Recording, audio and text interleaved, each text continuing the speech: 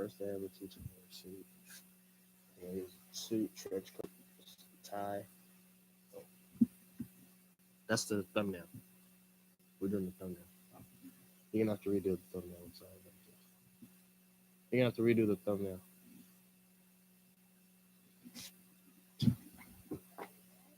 Let's just go.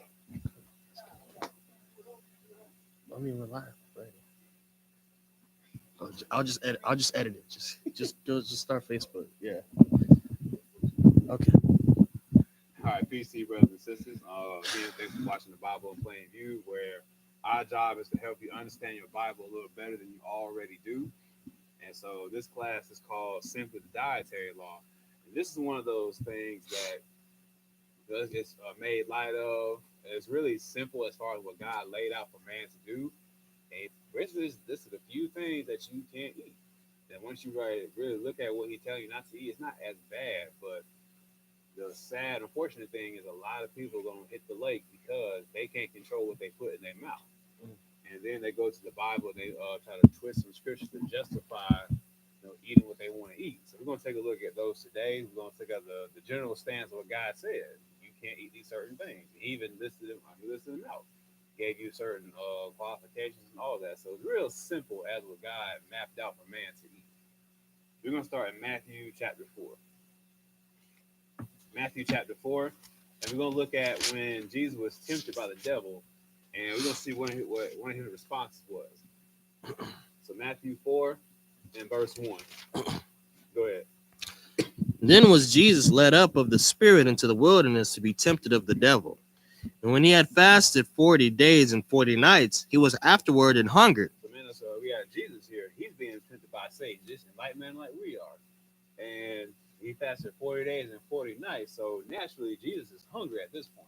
We're going to see what the first thing Satan's going to tempt him with. Keep reading.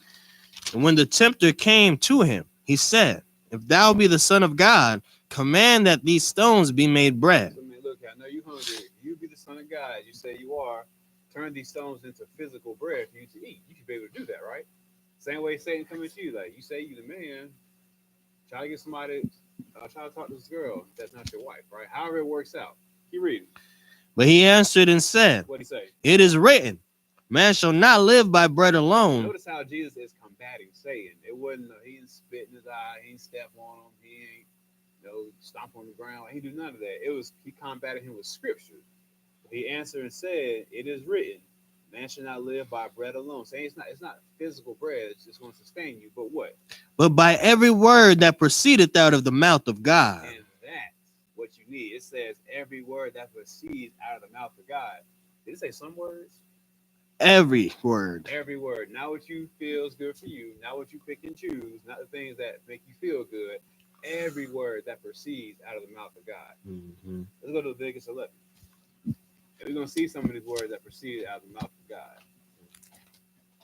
And it's a danger when you remove either half of the book, especially with the Old Testament, because you're doing away with 80% of what God said out of his own mouth.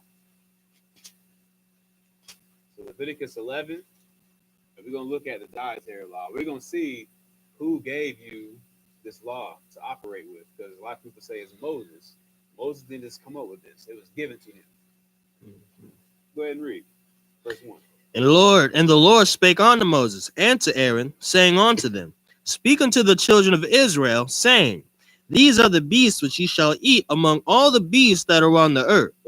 Whatsoever parteth the hoof, and is cloven-footed, and cheweth the cud, among the beasts, that shall ye eat. So the Lord speaking to Moses and to Aaron, and he's telling them, out of all the beasts in the entire world, these are what you can eat. And the Lord is so descriptive. When you look at how he showed Israel how to make the Ark of the Covenant, he laid it down to the curtains, the colors, the length, the measurements. So the Lord is very concrete in what he wants.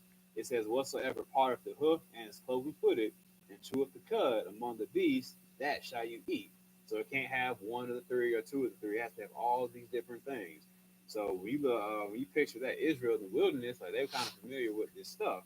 Like us, I don't know what you're talking about, right? off naturally. So but we got Google, so you can Google what these things are. Mm-hmm. You can also Google a list of what's clean and unclean. But it says, whatsoever part of the hoof and is cloven-footed, and chew up the cud among these beasts, that shall ye eat. Verse 4.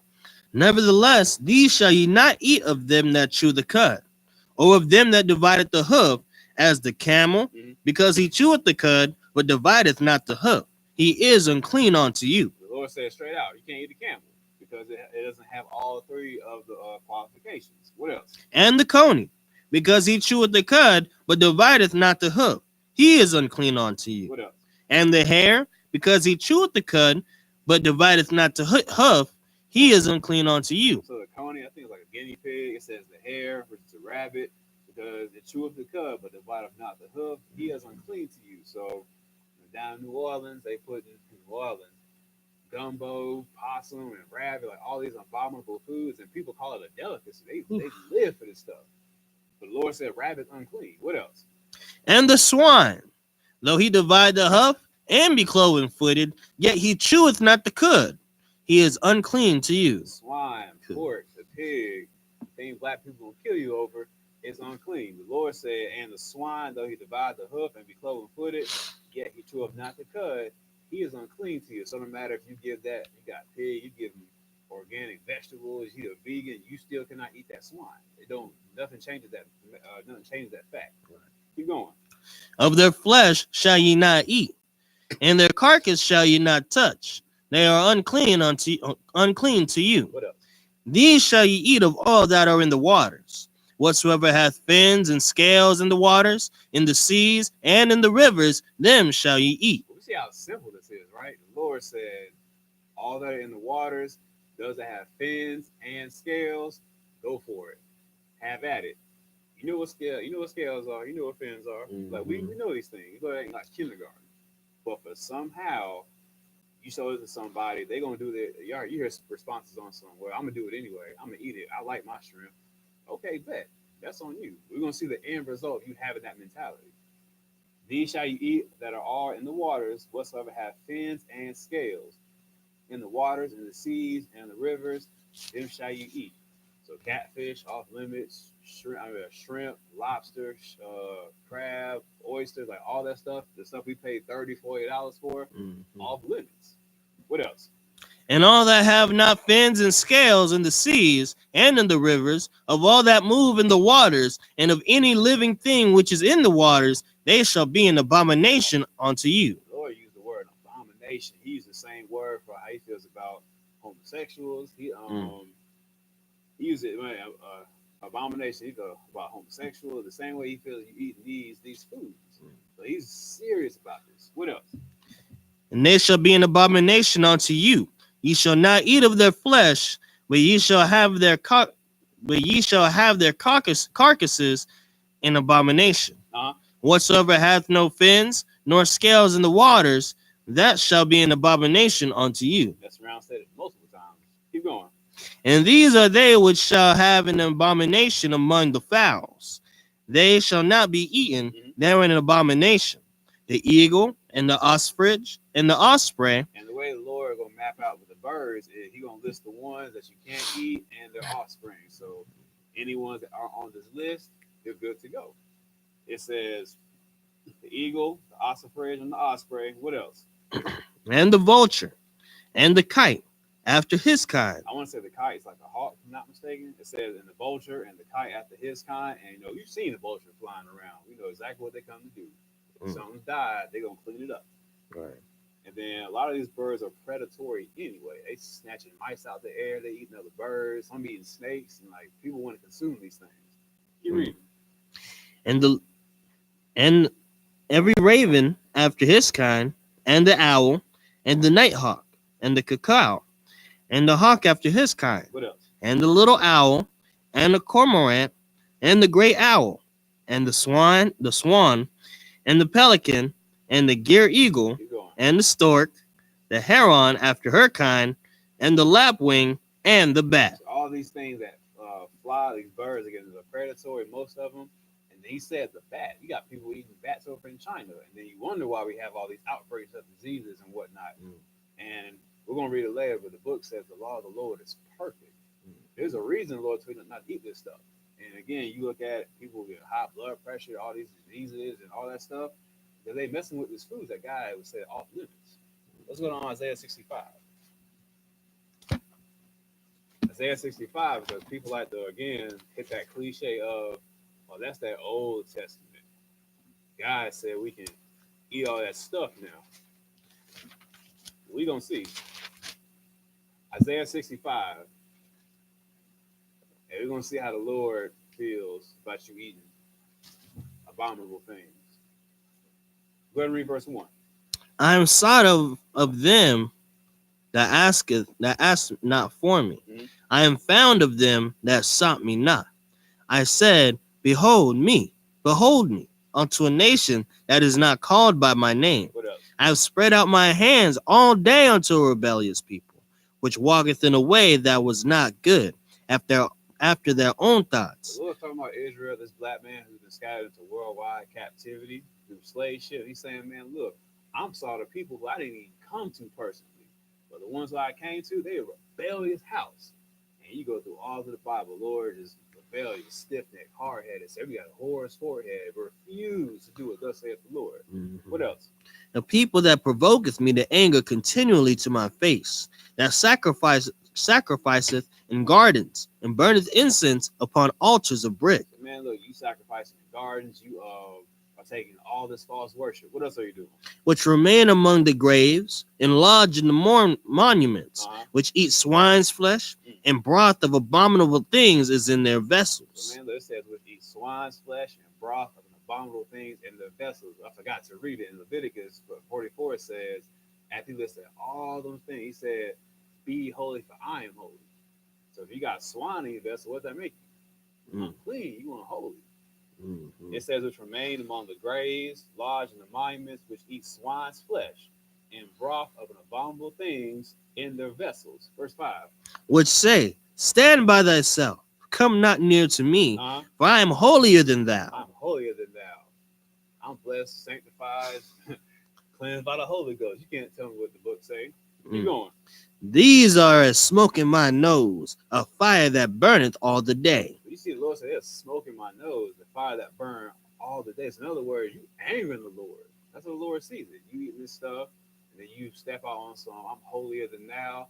And that's why like a lot of people they don't come to church, they leave the church or whatever, because I say the so-called Christians or the church folk, they're the most hypocritical, most rude, most mean, most disgusting people to be around.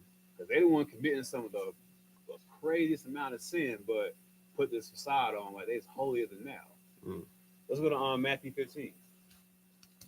So we established that what the Lord said, it was absolute in regards to the dietary law. You cannot be eating these things that he listed. But as people so like to do, they like to go to the Bible of all places and justify what it is they do. And they take scriptures out of context. We're going to look at 3 that are taken out of context. So Matthew 15, read verse 1. Then came to Jesus scribes and Pharisees, which were of Jerusalem, saying, why do thy disciples transgress the tradition of the elders? For they wash not their hands when they eat bread. But he answered and said unto them, why do ye also transgress the commandment of God by your tradition? For God commanded, saying, honor thy father and mother, and he that curseth father or mother, let him die the death. But ye say, whosoever shall say to his mother, to his father or his mother, it is a gift by whatsoever thou mightest be profited by me. So man, look, so you got these Pharisees and scribes, they always trying to catch the Lord up. And the thing on the table is, why didn't you wash your hands after the tradition of the elders? Nowhere in the law and the prophets can we read, thou must wash thy hands before thy eat. Like, you can't find that nowhere.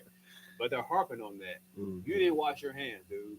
So Jesus is going to come out on some, all right, so why do you transgress the commandments of God by your stupid traditions? And then he gives an example. As the book says, honor your mother and your father. But they're saying, if I'm taking care of you, you in my house, and you're under my care, that law is null and void to me. Keep going.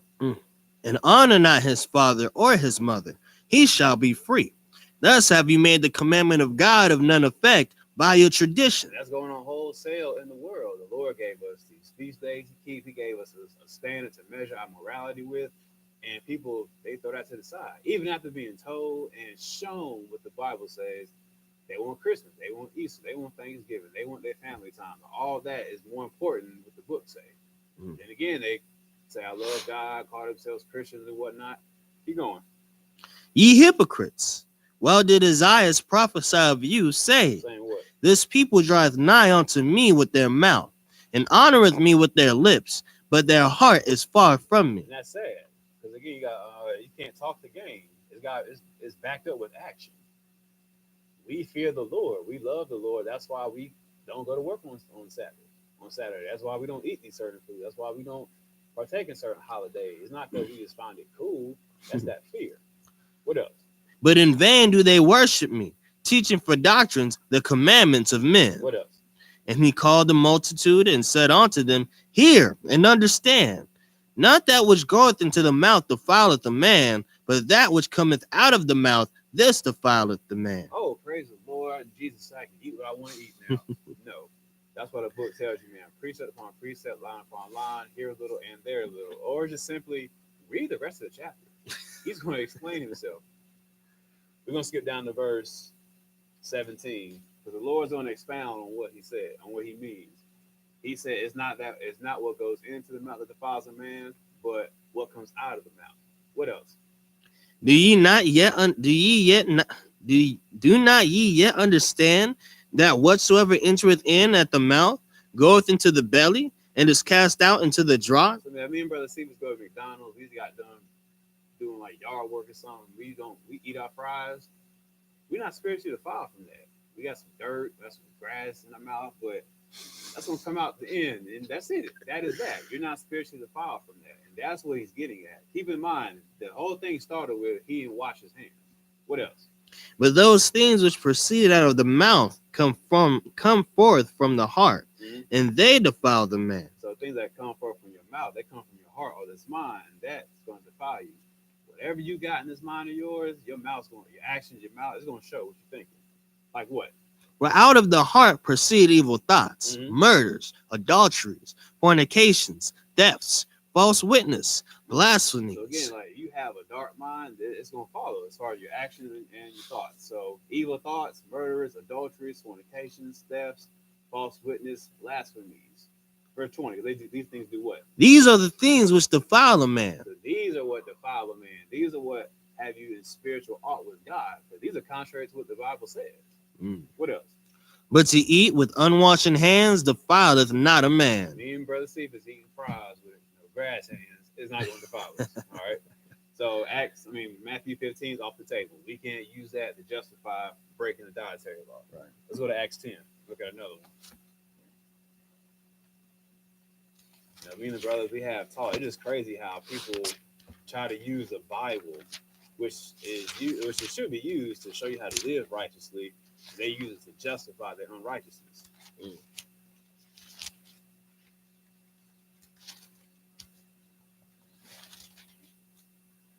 But some way or another, everything in the Quran is correct. I don't know how that works. Right. So Acts 10, we're going to look at another example. Go ahead and read verse 9 through 17. Because you have Cornelius, this Italian, who he's seeking for the Lord. The Lord is going to send him a vision to tell him what to do. He's going to go send 3 men to seek Peter, the same Peter that was with him in that Matthew 15. Go ahead. On the morrow, as they went on their journey and drew nigh unto the city, Peter went up upon the housetop to pray about the 6th hour. And he became very hungry and would have eaten. But while he made ready, he fell into a trance and saw heaven opened and a certain vessel descending onto him, as it had been a great sheet knit at the 4 corners and let down to the earth, wherein were all manner of 4-footed beasts of the earth and wild beasts and creeping things and fowls of the air. So Peter's seeing this vision, right? It's representative of something. It's like a big sheet from the 4 corners of the earth, and it's been laid down. It has all these unclean foods on it. And verse 13 says, read that yet? No. Okay, go ahead. And there came a voice to him, rise, Peter, kill and eat. Rise, Peter, man, like eat the camel, kill the pig, eat the heart, like eat all that. What's Peter gonna say? But Peter said, not so, Lord. for I have never eaten anything that is common or unclean. Peter said, "Not so, Lord. I ain't touched anything that's uncommon or unclean." Jesus already resurrected and ascended back to heaven at this point, so why did he eat it? I thought law was done away with. We do what we want, right? Nah. What else? And the voice spake unto him again the second time, What God hath cleansed, that call not thou common. Oh man, close the book. Well, God cleansed that, call that not common. So what? God cleansed you. You gonna eat a whole man? That don't make no sense. What else? This was done thrice, and the vessel was received up again into heaven. What else? Now while Peter doubted himself what this vision which he had seen should mean, behold, the men which were sent from Cornelius had made inquiry for Simon's house and stood before the gate. So off rip, Peter didn't understand what the vision meant, and in the midst of that, the men that Cornelius sent, they arrived at Peter's house. So he gonna talk to them, tell them what the deal is. They're gonna start making his way back to Cornelius. Go ahead and read verse 25. And as Peter was coming in, Cornelius met him and fell down at his feet and worshipped him. But Peter took him up, saying, Stand up, I myself also am a man. Right. And as he talked with him, he went in and found many that were come together. So now you have Peter, he's in the midst of Gentiles now, people who ain't dealt with the word, don't know who Jesus is, don't know what the law is. And you have Peter being a Jew or Israelite, and there's a law in which they didn't deal with other nations. So this is foreign to Peter right now.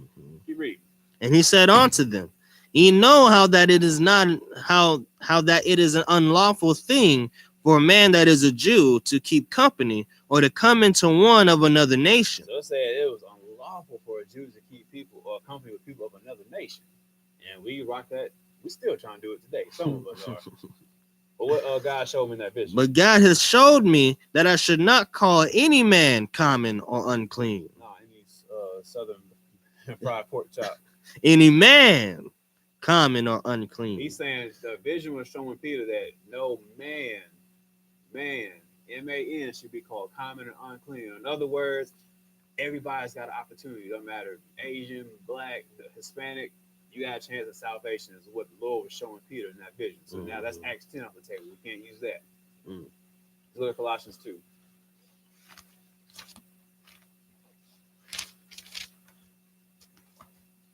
Remember, before I found the word, that I never bought a lobster because it cost too much. And then me and my two cousins, we were at a convention. We say, why not? So I messed around, spent $30+ on a lobster. Think I'm about to have something extravagant. That was a waste of $30. Like it was bland. I don't know why people pay that much for that mess anyway. Then you gotta fight to eat it. It's crazy. I don't understand. Colossians 2, and let's read verse 8. Beware lest any man spoil you through philosophy and vain deceit, after the tradition of men, after the rudiments of the world, and not after Christ. So now he's talking to his Colossians who are they converted, they're serving God, and he's basically like, man, look, your fellow Colossians, don't let the man deceive you, convince you of anything contrary to what God says. Read verse 12. Buried with him in baptism, wherein also ye are risen with him through the faith of the operation of God, who has raised him from the dead. What else? And you, being dead in your sins and the uncircumcision of your flesh, hath he quickened together with him, having forgiven you all trespasses. When you get baptized, that's what happens. You go, like that old man who you are, he dies. You come back up a whole new man, similar to what Jesus did. He died, he came back, a whole new being. Keep reading. Blotting out the handwriting of ordinances that was against us, which was contrary to us, and took it out of the way, nailing it to the cross. Oh, praise Jesus. He done did away with the law. He done did away with the law, right? This is not what it's talking about.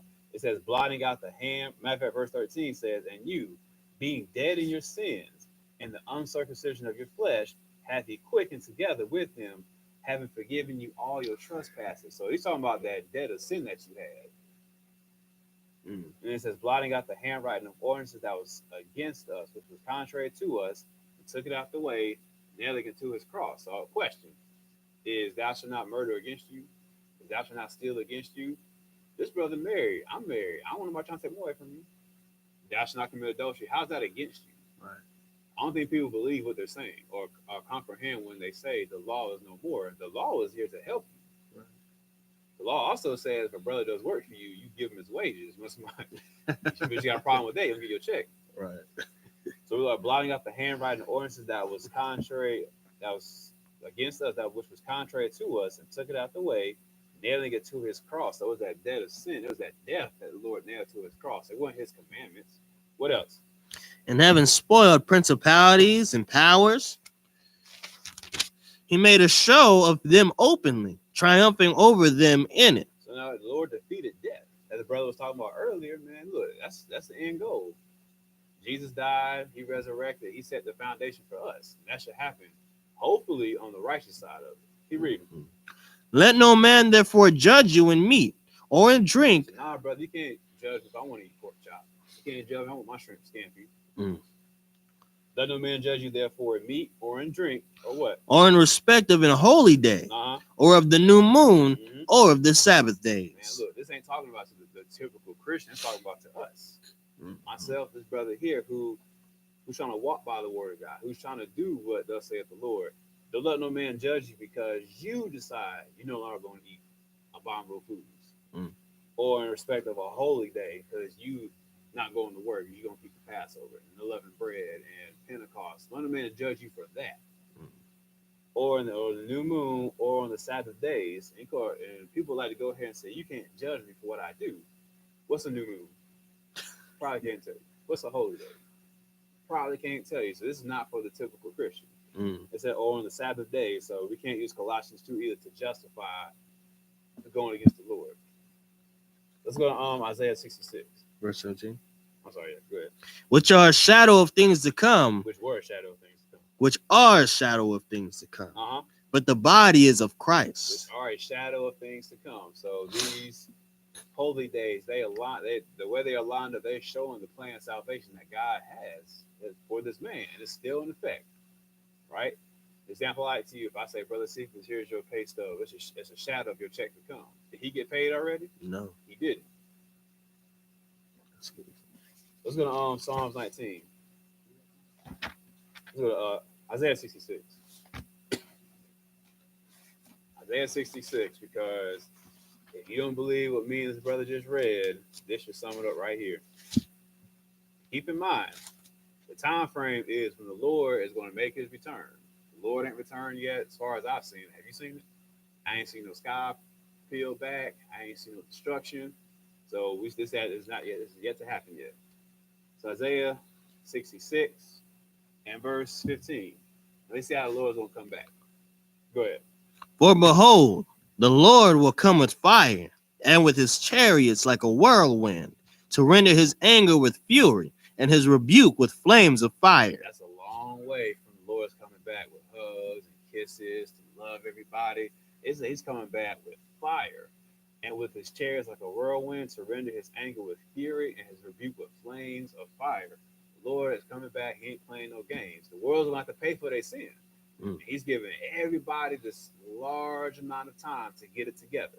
He even said in Matthew 24, the gospel is going to go forth for a witness before the world ends. So there is no, I didn't know. I didn't get a chance. I didn't get an opportunity to hear it. Ain't going to work with the Lord. Keep reading. For by fire and by his sword will the Lord plead with all flesh, and the slain of the Lord shall be many. The hug of the Lord. The slain of the Lord. It says, man, look, for by fire and by sword is the Lord going to plead with all flesh. But not pleading as in he begging you to do anything. He's talking about killing. That's why I said, and the slain of the Lord shall be many. The Lord already told you, man, look, broad is the gate, and many going to be walking on that broad gate to destruction. What else? They that sanctify themselves and purifying themselves in the garden behind one tree in the midst. So you set yourself apart, you purify yourself behind that tree in the midst, or Satan. You falling behind Satan. You're dealing with his holidays, his dietary law, all this stuff that has you going contrary to what God says. Doing what though? Eating swine's flesh. What else? And the abomination and the mouse shall be consumed together, saith the Lord. And consumed don't mean the Lord gonna eat you. It's talking about that. It's talking about the Lord gonna kill you. It said it led off with the Lord come back in anger, with fury, with fire. And it said, they that sanctify themselves and purify themselves in the gardens behind one tree in the midst, eating swine's flesh. That same swine the Lord told you was off limits in Leviticus 11 and Deuteronomy 14. And the abomination and the mouse shall be consumed together, saith the Lord. So the Lord is telling you, not me, not Brother Cephas, if you are eating this stuff, whether it be consciously or unconsciously, especially if you've been told that you shouldn't be doing this, and you decide you're going to do it until the Lord gets back, he'll mess around and kill you for it. That's a hard message to understand, but like the brother Joe said earlier, we're here to warn you. So hopefully you take heed. But simple as that, the dietary law. I thank you for your time. Hope you got some understanding in Jesus' name.